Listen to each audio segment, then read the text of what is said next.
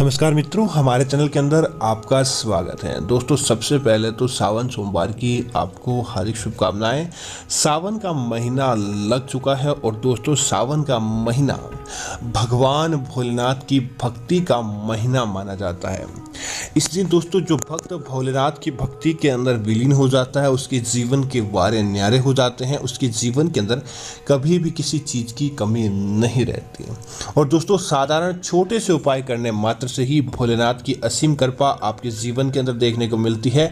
और दोस्तों जिस व्यक्ति की कुंडली के अंदर भोलेनाथ की कृपा देखने को मिल जाती है, उसके जीवन के अंदर कोई भी समस्याएं नहीं रहती। लेकिन दोस्तों जिस प्रकार छोटे छोटे उपाय करने से भोलेनाथ आपके जीवन के अंदर प्रसन्न हो जाते हैं, तो दोस्तों सावन के महीने के अंदर भोलेनाथ धरती भ्रमण पर महागौरी के साथ निकलते हैं। और अगर सावन के पवित्र महीने के अंदर कोई व्यक्ति यह गलतियां करता है तो उसके जीवन के अंदर दोस्तों कभी भी भोलेनाथ की कृपा नहीं होती और साक्षात दरिद्रता आपके घर के अंदर आमंत्रित हो जाती है। इसीलिए इन बातों का जरूर ध्यान रखना चाहिए ताकि आपको इस प्रकार की गलतियां नहीं हो। तो दोस्तों आगे बढ़ने से पहले आपसे निवेदन है, वीडियो को पूरा और अंत तक देखें और साथ ही साथ हमारे चैनल को सब्सक्राइब करते हुए वीडियो को लाइक करें और कमेंट के अंदर जय भोलेनाथ जरूर लिखें ताकि ऐसी जानकारी आपको मिलती रहे। दोस्तों सबसे पहली बात, दोस्तों सावन के महीने के अंदर कभी भी दोस्तों महागौरी और भगवान शिव की भक्ति का दिन है, तो सावन के महीने के अंदर किसी भी महिला का अपमान करना, चाहे वह महिला किसी भी रूप में हो, आपकी पत्नी, माता, बहन या किसी भी रूप में हो, किसी भी महिला का सावन के महीने के अंदर अपमान करना भोलेनाथ को कतई रास नहीं आता। और ऐसे लोगों के ऊपर हमेशा भगवान भोलेनाथ क्रोधित रहते हैं। तो इस बात का जरूर ध्यान रखें कि भूल कर भी आपको ऐसा कार्य नहीं करना चाहिए। दोस्तों बात करते हैं दूसरी कि सावन के महीने के अंदर क्या ना करें। और दोस्तों सावन का महीना पवित्र महीना माना जाता है।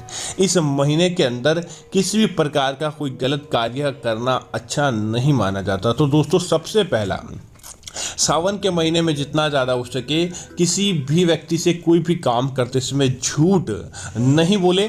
किसी भी व्यक्ति के प्रति ईर्ष्या का भाव या मोह का या भाव अगर आप रखते हैं तो दोस्तों आपके जीवन के अंदर अपने आप ही भोलेनाथ क्रोधित होने लगते हैं और भोलेनाथ आपके ऊपर कृपा नहीं बरसाते। तो इस बात का ध्यान रखें, सावन के महीने में किसी भी व्यक्ति के साथ झूठ बोल के किसी को धोखा देना या किसी से ईर्ष्या रखना साक्षात भोलेनाथ को क्रोध करने के बराबर माना जाता है। दोस्तों अगली चीज की बात करें तो सावन के महीने के अंदर दोस्तों भोलेनाथ की सवारी नंदी मानी जाती है और भोलेनाथ की बारात भी दोस्तों जानवरों के साथ गई थी। तो भोलेनाथ को जानवर बहुत प्रिय है। सावन के पवित्र महीने के अंदर किसी भी जानवर को विशेष तौर से गोमाता या नंदी आदि को मारना, आदि को सताना, इस प्रकार का कार्य आप करते हैं या फिर किसी भी जानवर को अगर आप मारते हैं या जानवर को अपने से दूर करते हैं, भगाते हैं, तो दोस्तों ऐसे लोगों पर भोलेनाथ बहुत ज़्यादा क्रोधित हो जाते हैं और ऐसे लोगों के ऊपर कभी भी कृपा देखने को नहीं मिलती है। इसीलिए सावन के पवित्र महीने में जितना हो सके जानवरों को दाना, अन्न, अनाज आदि खिलाएं, न कि उन्हें मार पीट कर दूर भगाए। तो इस बात का आपको जरूर ध्यान रखना चाहिए। दोस्तों सावन का महीना पवित्रता का महीना माना जाता है, तो इसीलिए सावन के महीने के अंदर कोई वक्त अपने घर को अंदर साफ सफाई नहीं रखता, घर के अंदर गंदगी रखता है, ऐसे घर के अंदर भोलेनाथ भूल कर भी प्रवेश नहीं करते हैं। तो इस बात का ध्यान रखिए, अगर आप सावन के महीने के अंदर धरती भ्रमण पर निकले महागौरी और भगवान महादेव को अपने घर के अंदर बुलाना चाहते हैं, तो आप सावन के पवित्र महीने के अंदर घर के अंदर साफ सफाई का विशेष ध्यान रखें ताकि आपके घर के अंदर महादेव का वास हो। दोस्तों सावन के पवित्र महीने के अंदर जितना ज़्यादा हो सके आपको सुबह निंद्रा को त्याग देना चाहिए। सूर्य उदय होने के साथ ही आप निंद्रा त्याग दें। सावन के पवित्र महीने में देर सुबह तक सोना और दोपहर तक का इंतजार करना या फिर देर सुबह तक सोने वाले लोगों के घर कभी भी भोलेनाथ प्रसन्न नहीं होते।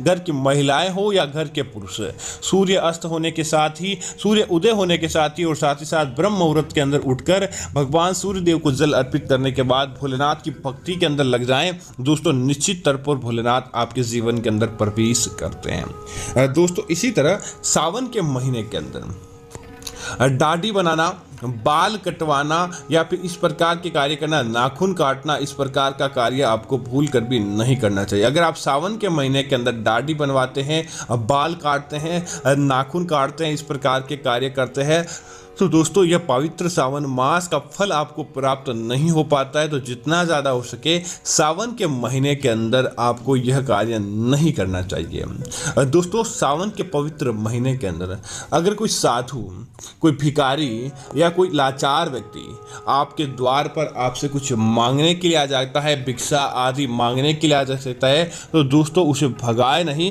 भोलेनाथ किसी भी रूप से आपके घर के अंदर प्रवेश कर सकते हैं, तो आप उन्हें कुछ खाने की चीज़ें दें। हाँ, आप पैसे किसी व्यक्ति को नहीं दें, लेकिन आप खाने की चीज़ किसी भी व्यक्ति को ज़रूर दें। अन्न दान करें, कोई पशु हो, पक्षी हो या मानव हो, किसी भी रूप के अंदर हो, तो आप आर्थिक मदद के तौर पर आप उन्हें कुछ संबल दे सकते हैं। तो इस बात का ज़रूर ध्यान रखना चाहिए। दोस्तों सावन के महीने के अंदर कुछ चीज़ों को, पेड़ पौधों से जुड़ी चीज़ों के बारे में मनाही की जाती है। जैसे कि दोस्तों सावन के महीने के अंदर अनावश्यक रूप से अगर आप पूजा के अंदर काम में लेते हैं, तो उसके अलावा अनावश्यक रूप से फूल तोड़ना अच्छा नहीं माना जाता। तो इस बात का जरूर ध्यान रखना चाहिए। इसी तरह दोस्तों भगवान भोलेनाथ की पूजा करते समय सावन के महीने में जैसे भोलेनाथ को भूल कर भी तुलसी का पत्ता नहीं चढ़ाया जाता। भोलेनाथ अगर तुलसी का पत्ता अगर आप भोलेनाथ को चढ़ाते हैं तो भोलेनाथ आपसे क्रोधित हो सकते हैं, इसीलिए इस बात का ध्यान रखें। इसी तरह सावन के महीने के अंदर दोस्तों बैंगन का भी सेवन नहीं किया जाता। अगर आप भोलेनाथ की भक्ति और भोलेनाथ की पूजा करते हैं तो इस समय आपको बैंगन का त्याग कर देना चाहिए और बैंगन को आपको ग्रहण नहीं करना चाहिए। इसी तरह सावन के पवित्र महीने के अंदर पति पत्नी को भी संबंध बनाने से बचना चाहिए और जितना ज़्यादा हो सके भोलेनाथ की भक्ति के अंदर रहें। आप इस प्रकार का कार्य करने से बचें ताकि आपको किसी प्रकार का भोलेनाथ के क्रोध का सामना नहीं करना पड़े। इसी तरह दोस्तों शिवलिंग पर भूल कर भी दोस्तों जैसे भगवान विष्णु को हल्दी बहुत ज़्यादा प्रिय है और हल्दी चढ़ाई जाती है, तो दोस्तों भोलेनाथ के पास भी हल्दी नहीं लाई जाती। तो सिंदूर की जगह या कुमकुम चंदन की जगह भूल कर भी भोलेनाथ को हल्दी नहीं चढ़ाएं। अगर आप भोलेनाथ को हल्दी चढ़ाते हैं तो दोस्तों साक्षात भोलेनाथ के क्रोध का आपको सामना करना पड़ सकता है। इसी तरह दोस्तों सावन के महीने में ज़्यादा मसालेदार भोजन या मांस का सेवन करना या मसालेदार तामसिक भोजन का सेवन करना अच्छा नहीं माना जाता। आप इन भोजन को त्याग दें और साथ ही साथ सावन के पवित्र महीने के अंदर लहसुन और प्याज का जितना ज़्यादा हो सके उस सेवन को आपको त्याग देना चाहिए। और भोलेनाथ को दूध चढ़ाने वाले महीने के अंदर मदिरा का भी सेवन आपको नहीं करना चाहिए ताकि आपको सुख की प्राप्ति हो, न कि आपको किसी प्रकार के कोई रोग दोष देखने को मिले। और इसी तरह सावन के पवित्र महीने के अंदर सात्विक भोजन आपको ग्रहण करना चाहिए। इसी के साथ ही सावन के महीने के अंदर जमी कंद भी आपको सेवन, जमीन से जो फल उग जाता है उस फल का सेवन भी आपको नहीं करना चाहिए। दोस्तों इसी तरह सावन के पवित्र महीने के अंदर इस बात का ध्यान रखें, पति पत्नी का एक साथ बैठकर एक ही थाली के अंदर भोजन करना भी अच्छा नहीं माना जाता। आप पास पास में बैठकर भोजन कर सकते हैं, लेकिन एक थाली के अंदर भोजन ग्रहण करते हैं उसके बाद अगर आप भोजन जूठा रखते हैं और भोजन को जूठा छोड़ देते हैं तो ऐसे घरों के ऊपर भोलेनाथ कभी भी कृपा, क्योंकि अन्न का अपमान माना जाता है और ऐसे घरों के ऊपर भोलेनाथ की कभी भी कृपा नहीं मिलती है।